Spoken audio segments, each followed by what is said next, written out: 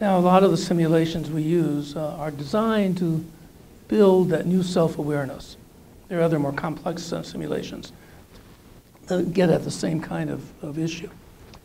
One of the most powerful exercises we use is what we call the exercise of the lady exercise. What we do is we distribute to all the participants a sketch of a woman.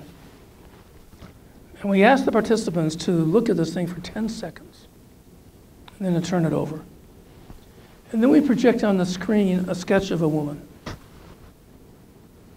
And we ask the participants to estimate the age of this woman on the screen. And invariably, about half of them will say, oh, she's a young woman, 20, 30 years of age.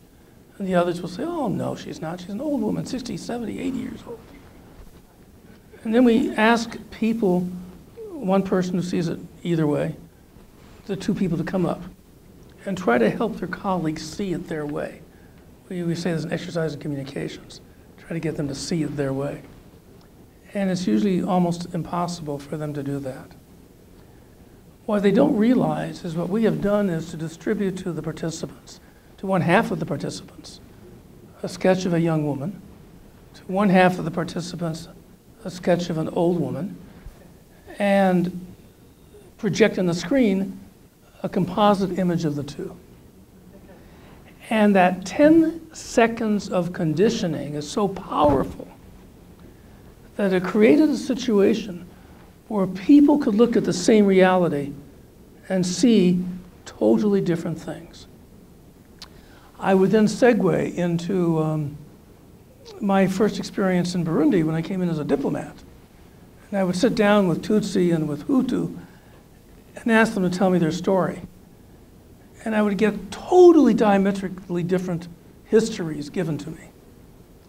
And when I would say to them, you know, the other guys say this, they have a different view, they say this, the immediate reaction is, see, that proves you can't trust them. They can't possibly believe that. And I would also use the case from America, the O.J. Simpson case. You may remember that before the famous trial took place, there was a public opinion polling done, and the overwhelming majority of the black population felt that O.J. Simpson was innocent. And the white population felt that he was guilty of sin. You may remember what his argument was, O.J. Simpson. He claimed that the police had planted evidence and had framed him. So how do you explain that fact? It wasn't that blacks had any interest in seeing a black murderer left free. It was that for blacks, the claim of police planting evidence was credible, given black experience with law enforcement back in those days in America. For whites, the police were the emblematic of law and order in America, and it was just not plausible. So again, people looking at the same reality based upon different conditioning experience could see very different things. And we would say to the participants, can you imagine if it only took 10 seconds to create this effect, what a lifetime of living in different realities can produce in terms of perceptions. And I gotta tell you, I mean, you know, suddenly people can understand. They don't have to agree with the other point of view, but now they understand there's a basis, a reasonable basis for the contrary point of view. And that's the beginning of the transformation of conflict. When you can get people beyond the blame throwing, beyond the questioning of their integrity and so on, to understand the basis of different perceptions. The other lesson that we use this exercise for is to make the observation that it took everyone in this room to see the entire picture. One half only saw the old lady, another half only the young lady. It took the entire room to come to a recognition that there were both images in that picture. Which is why, if you want to resolve conflict, it's so important that you have inclusion of all the key players, so you don't miss anyone's reality, and they can each make a contribution to identifying those solutions.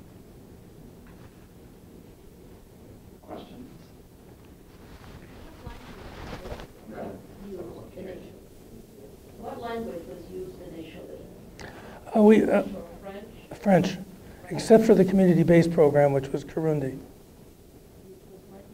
Kirundi.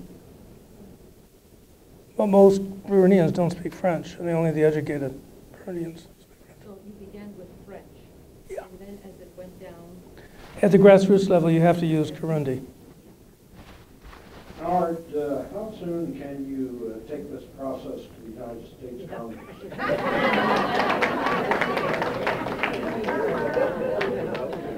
I have been asked that on many occasions. Actually, David Bonnier and I, Congressman Bonnier, who was one of my best friends in Congress, he and I actually collaborated and did a SimSoc involving his office and my office once in Washington. And I was so hoping we could kind of expand that experience. Fortunately, it did not happen. The Foreign Service Institute had me come in once and do training for diplomats and intelligence agency people. We did a SimSoc with them as well. And what I loved about that one is all these sophisticated diplomats and intelligence analysts and so on did no better with their SimSoc simulation than my Burundian participants. But it's a very powerful tool. Do I have time? I don't know what the time is like here.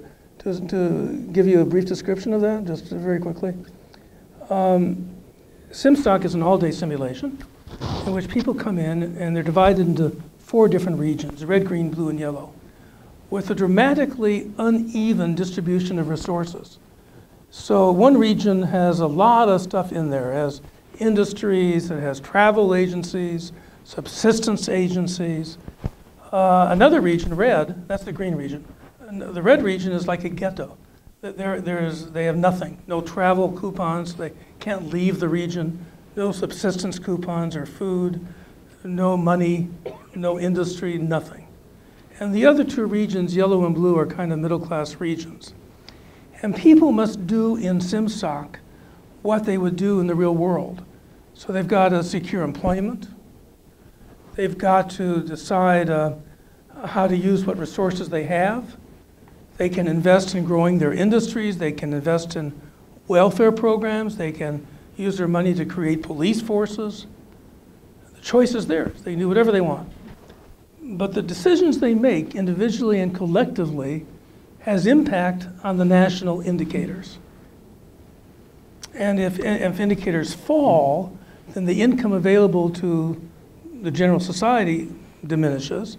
If any indicator goes to 0, then the society has collapsed. When we did this the first time in Ngozi, in the same workshop, there were some incredible things happened. The first thing I just remembered was we had the leading entrepreneur in Burundi. Very, very bright guy. But he used to be a military governor. And he was very authoritarian in his style and in his demeanor. He figured out this game more completely than any other participant.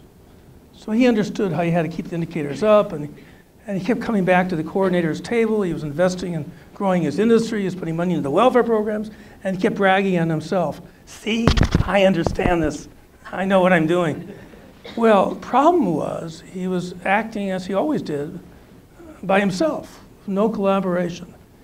And the people in the green region, the wealthy region, became so paranoid about what he was doing, even though he wasn't even talking about the green region, that they were convinced he was about to raid their wealth.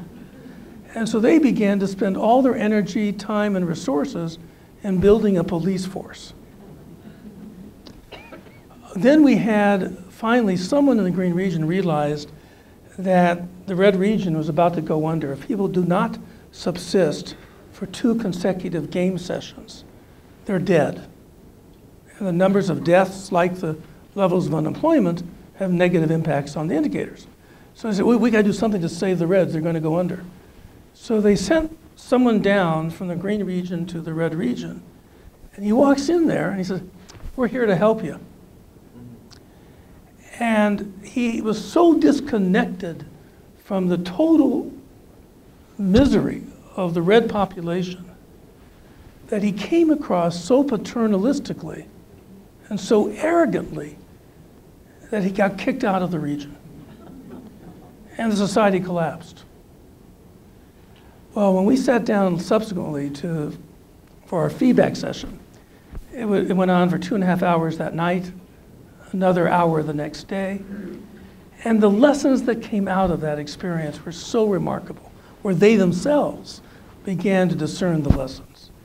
The importance of trust building, but to get trust, you have to have inclusion. The importance of, where you sit determines what you see, so that if you're in a very advantaged position, it's hard for you to understand the realities of poor folks, and vice versa. The wealthy Greens were so annoyed that the guys in the red, didn't appreciate their beneficence and their generosity, And it was just classic in terms of they're beginning to realize how they had destroyed their own society. The importance of communications. Oftentimes people would come into the region and they become so preoccupied with what they were doing, they would just leave this guy hanging out there, and which was very rude. And finally the guy walked away in disgust. And so next time he didn't come in with any goodwill because he felt they weren't paying any attention to him. Things like that were so unintended. My favorite saying in all this work is the road to hell is paved with good intentions.